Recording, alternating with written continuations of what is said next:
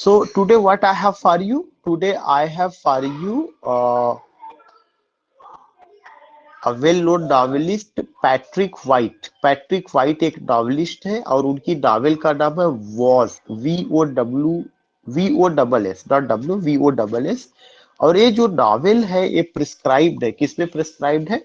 Higher education का जो syllabus है ये नॉवेल उसमें प्रिस्क्राइब्ड है। तो पैट्रिक वॉस का 1957 में ये नॉवेल आया हुआ है और ये उत्तर प्रदेश हायर एजुकेशन के जो सिलेबस है यूपी में, उसमें जो है इस सिलेबस में है। And it's very important work from the perspective of UGC net examination.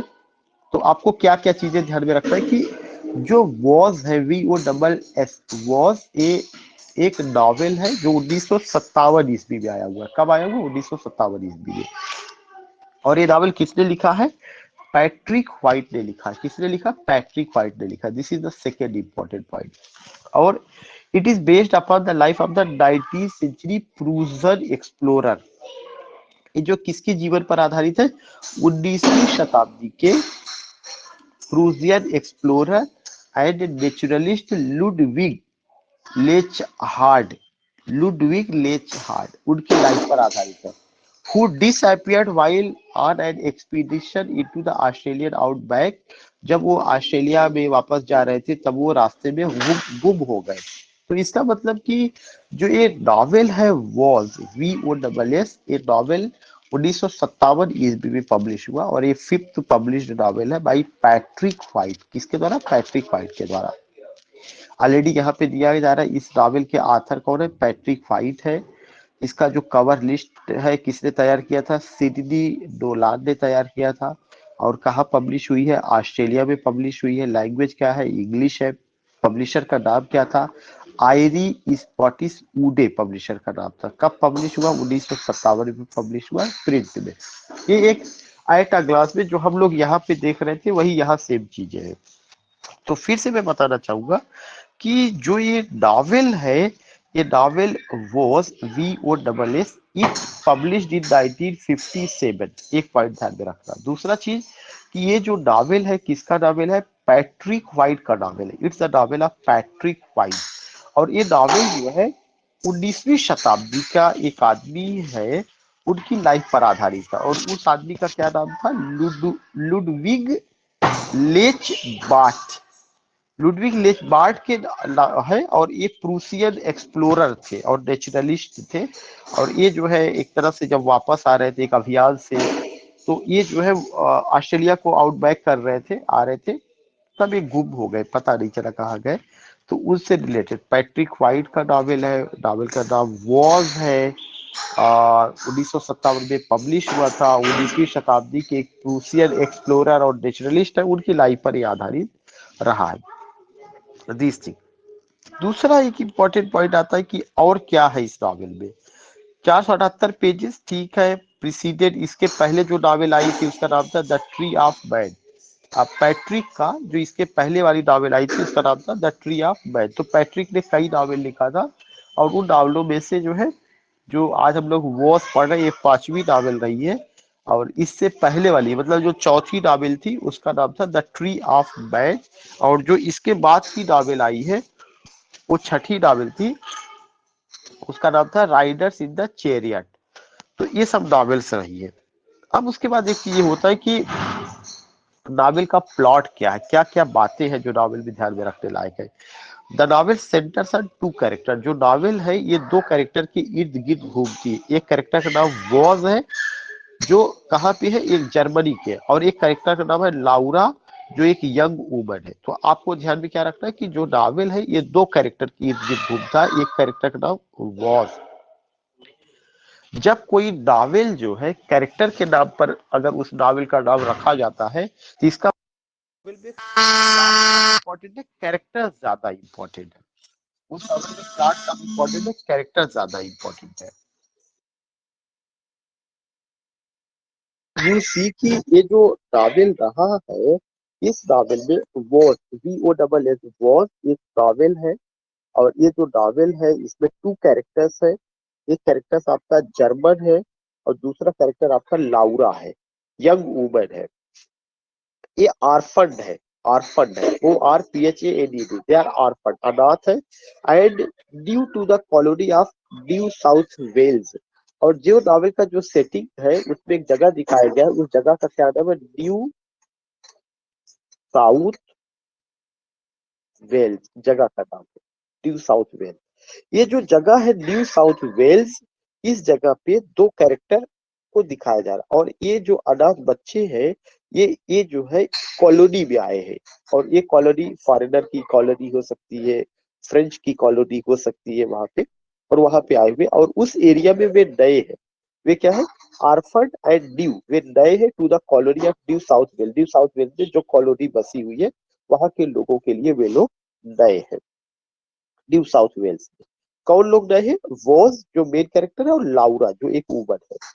It opens as they meet for the first time in the house of Laura's uncle, और ये दोनों पहली बार मिलते हैं, कहाँ पर मिलते हैं, लाउरा के अंकल, लाउरा जो फीमेल कैरेक्टर है उसके चाचा के घर में मुलाकात होती है, लाउरा के चाचा के घर में, and the pattern of Voss expeditions, और साथ ही साथ वहां पे जो है पेटर्न है वोस का, जो अभियान है, वोस जो कैरेक्टर है एक अभियान पे जा रहे हैं, और आ, उनके अपने जो पेटर्न है, उनके पेटर्न का क्या नाम है, मिस्टर बॉर्डर, क्या नाम है, मिस्टर बॉर्डर, BONNER।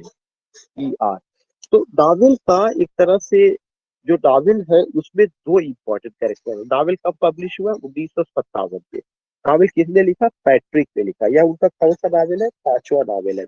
इसमें क्या दिखाया गया, प्रूसियन के एक आदमी रहते हैं जो कि एक तरह से एक्सपीडिशन पे गए हुए, एक अभियान पर गए हुए हैं, और वापस आते समय वो गायब हो जाते हैं। तो वो जो कैरेक्टर जो अभियान पे गए थे, जिनका रियल नाम था 19th सेंचुरी जो नेचुरलिस्ट थे, एक्सप्लोरर थे, जिनका नाम लुडविक था, उनको जो है नॉवेल में वॉस के नाम से दिखाया गया है। और एक और कैरेक्टर है लाउरा, ये दोनों लोग अनाथ है, और एक कॉलोनी में मिलते हैं, उस कॉलोनी का नाम है न्यू साउथ वेल्स कॉलोनी में, यहाँ पर। और यहाँ पे उनकी मुलाकात कहाँ पर होती है, लाउरा के चाचा, और वो जो लाउरा के चाचा है वो जो है पेटर्न भी है किसके, वॉस के एक्सपेडिशन के, और उनका क्या नाम है, मिस्टर बॉर्डर। सॉरी, दो लोग हैं, एक तो लाउरा के चाचा अलग है, लाउरा के चाचा क्या है, और साथ ही साथ जो वॉस के जो एक्सपीडिशन है के जो उनके पेटर है, जिनका नाम मिस्टर बॉर्डर रहता, वहां पे मुलाकात होती है। जोहार यूलरिच वॉज, जो जोहार यूलरिच वॉज है, जो पूरा नाम है उनका क्या नाम है, Johann Ulrich Voss sets out to cross the Australian. वो कहाँ पे रवाना होते, वो ऑस्ट्रेलिया के लिए रवाना होते।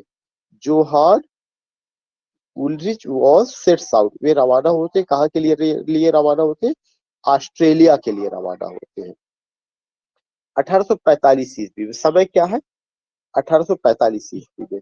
After collecting a party of settlers and two Aboriginal men, उन्होंने एक पूरी पार्टी, जो सेटलर्स की पूरी पार्टी कलेक्ट की है, एक स्थान से दूसरी जगह लोगों को बसाने के लिए वो लेके जा रहे हैं, और दो वहां के मूल निवासियों को, एबोरिजिनल मेन का मतलब वहां के जो मूल निवासी थे।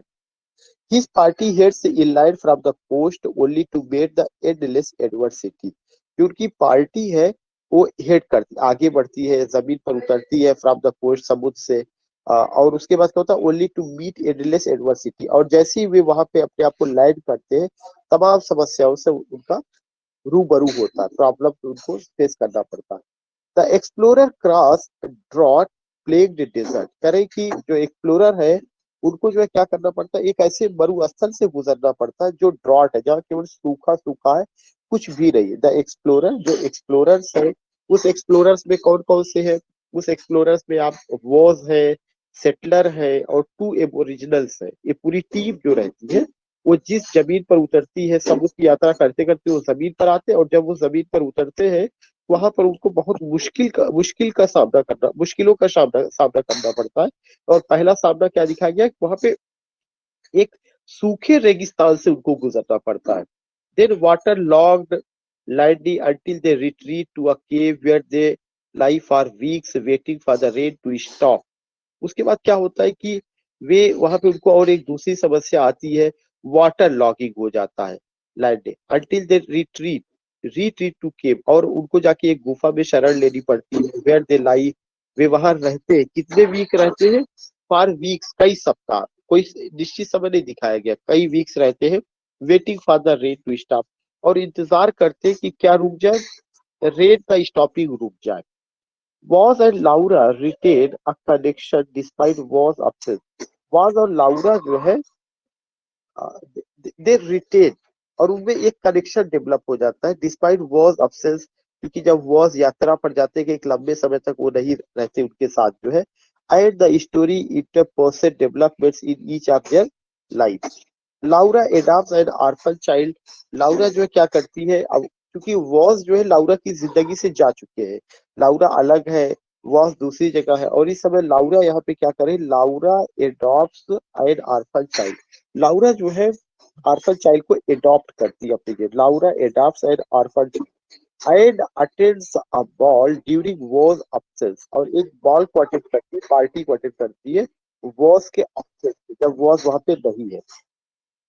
The traveling party splits in two and nearly all members eventually perish। करें कि जो ट्रेवलिंग पार्टी है वह जो है दो टुकड़ों में बढ़ जाती है और सारे मेंबर जो है खतरे में। The travelling party splits into and nearly all members eventually perish। सारे जो मेंबर्स है उनके सामने तमाम तरह के खतरे नजर आने लगते हैं।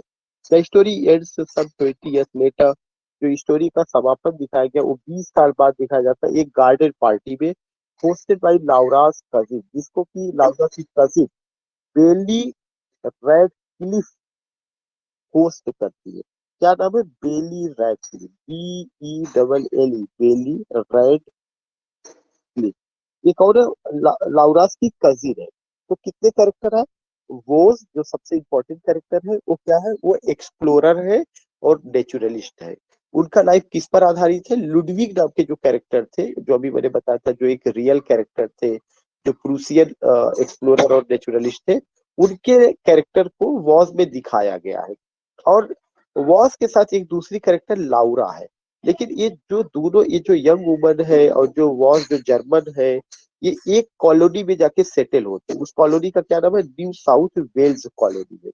और ये सब आर्फन है, वहां पे ये जीवन की शुरुआत करते हैं। तो वॉस में क्या है? वॉस एक एक्सपीडिशन पर निकलते हैं। साथ ही साथ ये भी दिखाया गया है कि जो इनका लाइफ है वो पहली बार कहाँ पे मिलते हैं? लाउरास के अंकल के यहाँ मिलते हैं, और वहीं पर जो वॉस के जो है पेटर है, पेटर का मतलब होता है संरक्षक, जो उनको मदद कर रहे हैं उनकी अभियान में, यात्रा में, पैसे से, वो पेटर वगैरह है। उनका नाम क्या है? Mister border. तो हमें मिस्टर बॉर्डर का भी नाम ध्यान में रखना है। और एक और कैरेक्टर आता है बेली राइटक्लिफ, जो कि जो लाउरास की कजिन है। Unveiling of a statue of war. और वे क्या करती है, जो एक गार्डन में एक प्रोग्राम होता है वहां पर किसका जो है स्टेच्यू जो है का अनवेलिंग होता है? स्टेच्यू का, वॉज की स्टेच्यू का अनवेलिंग होता है। इसका मतलब वॉज क्या हुआ? वॉज उस अभियान में गायब हो गए और ये पता नहीं चला कि वॉज आखिर कहाँ गए। तो वॉज की याद में एक प्रोग्राम का आयोजित होता है और उसी में वॉज की एक स्टेच्यू का, आप कह सकते हैं कि इनाग्रेशन होता, अनवेलिंग होता, उस पर से अनवेलिंग होता उसका जो है। The party is also attended by Laura Trevelyan. जो पार्टी है वो लाउरा के द्वारा भी अटेंड किया जाता है। And the one remaining member of Voss expedition. और वॉस की यात्रा में जितने या उनके अभियान में जो जो लोग शामिल थे, उसमें केवल एक आदमी बचता जिसका नाम मिस्टर जड रहता। क्या नाम है जो बचा हुआ आदमी? है मिस्टर जड, JUDD। बाकी सब गायब हो चुके हैं और उनको बड़ी समस्याओं का सामना करना पड़ता है। मिस्टर जज। The strength of the novel comes not from the physical description. अरे जो नॉवेल की ताकत है वो इसमें नहीं है कि क्या दिखाया जा रहा है, अब द इवेंट्स, घटना क्या हुई the story, but from the explorers passion. बल्कि उसका जो ब्यूटी है नॉवेल की, वो एक्सप्लोरर की पैशन में है, इंसाइट में है, डूब में, कैरेक्टर्स का जो सोच है, कैरेक्टर्स का जो खूबसूरती है, जो कैरेक्टर्स को जैसे प्रेजेंट, चूंकि एक कैरेक्टर ओरिएंटेड नॉवेल है, उसपे वो चीज देखने को मिलता है। The novel draws heavily on the complex character of Voss. और पूरा नॉवेल जो है वॉस के इर्द गिर्द घूमता है। Novel used extensive religious, novel में बहुत सारे रिलीजियस सिंबल का यूज किया गया है। Voss is compare repeatedly to God, Voss की तुलना किससे की जाती है, गॉड से की गई है। क्रिस्ट और डेविल से की गई, ये चीज ध्यान में रखना। वॉज की तुलना किससे, गॉड से, क्रिस्ट से और डेविल से।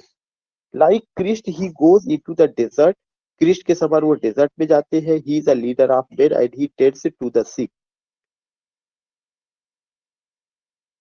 Was and Laura have a meeting in a garden, Voss और लाउरा की मीटिंग भी दिखाई गई कहाँ पर, गार्डन में। Prior to his departure that could be compare to the garden of Eden, और यह गार्डन ऑफ ईडन सिंबॉलिक में भी बहुत ज्यादा दिखाया गया है कि वॉज है, लाउरा है, जैसे ईडन में जो है पैराडाइज में जो एक गार्डन था ईडन, वहां पे एडम और ईव रहा करते थे साथ में, फिर उनको जुदा होना पड़ा, अलग होना पड़ा वहां से। तो ऐसे ही कुछ यहाँ पर भी दिखाया गया है। और वॉर्स की तुलना किससे की गई, गॉड से, क्रिस्ट से, डेविल से। ये सब चीजें हमें ध्यान में रखने लायक है। दूसरा चीज क्या है कि वहाँ जो लाउरा का जो मीटिंग है या जो रिलेशनशिप है, आप कह सकते हैं कि किससे तुलना की गई है, एडम और ईव से भी कंपेयर किया जा सकता है। अब metaphysical thread unite the novel, सबसे इंपॉर्टेंट चीज है कि पूरे नॉवेल को मेटाफिजिकल पैटर्न पर पूरा गया। Voss and Laura are permitted to communicate through vision, White present the desert, जो यहाँ पे जो व्हाइट कैरेक्टर्स है वे डेजर्ट को प्रेजेंट करते हैं। As akin to the mind of man, a blank landscape in which pretensions to godliness are brought as under. In Sydney Laura's adoption of the orphan child, लाउरा ने जो orphan child को adopt किया है, यह उसकी mercy को दिखाती है। मर्सी रिप्रेजेंट गॉडलीनेस, उसके गॉडलीनेस फिगर को दिखाता है through a pure form of sacrifice. There is a continual reference to duality in the traveling party with a group uh, led by Was and a group led by Jude, eventually dividing after the death of the unifying agent Mr. Palfreyman. अब आप देखिए जूड और पाल्फ्रे man, यहाँ पर जो है जो दो पार्टियां, एक वॉस की पार्टी हो गई और एक जो किसका जो है जूड की पार्टी हो गई, ये दो हिस्सों में बढ़ गए थे जो अलग अलग यहाँ से जाते हैं, dividing after the death of the unifying agent. और इन इन दोनों पार्टियों को ये जोड़ने का काम कौन करता है, एक एजेंट करते हैं जिसका नाम क्या है, मिस्टर पाल्फ्रे मैन है। The intellect and pretensions to godliness of Mr. Boss are compared unfavorably with the simplicity and earthliness of the pardoned convict Jude.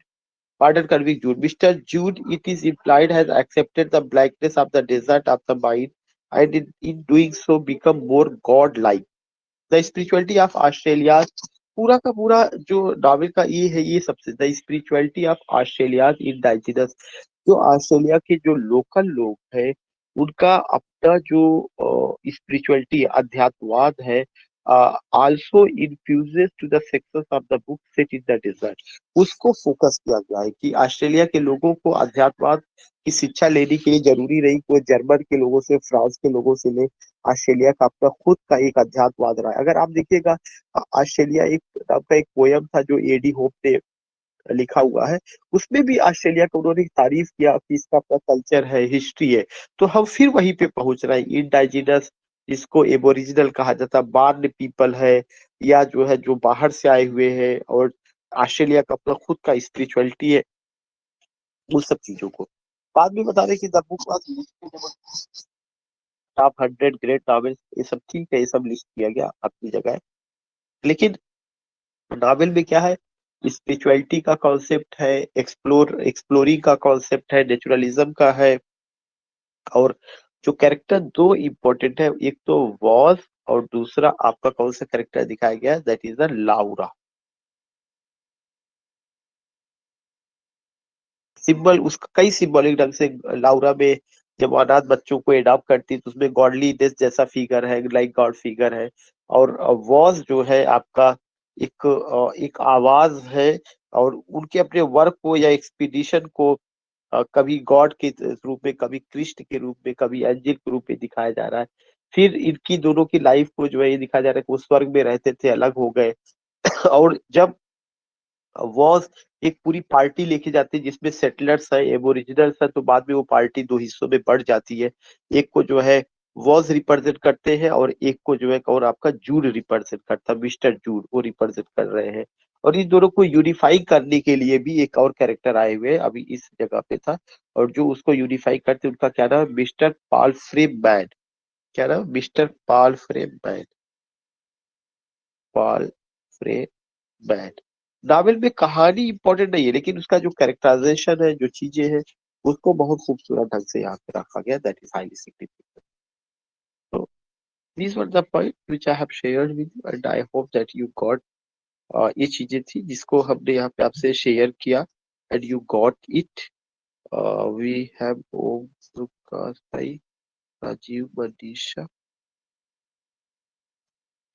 ठीक है, तो now concluding here, we will meet tomorrow. कुछ नए work, कोई UPSC का ही था, यह syllabus में आपको उसको लेकर के आए हुए थे हम लोग। We will meet tomorrow.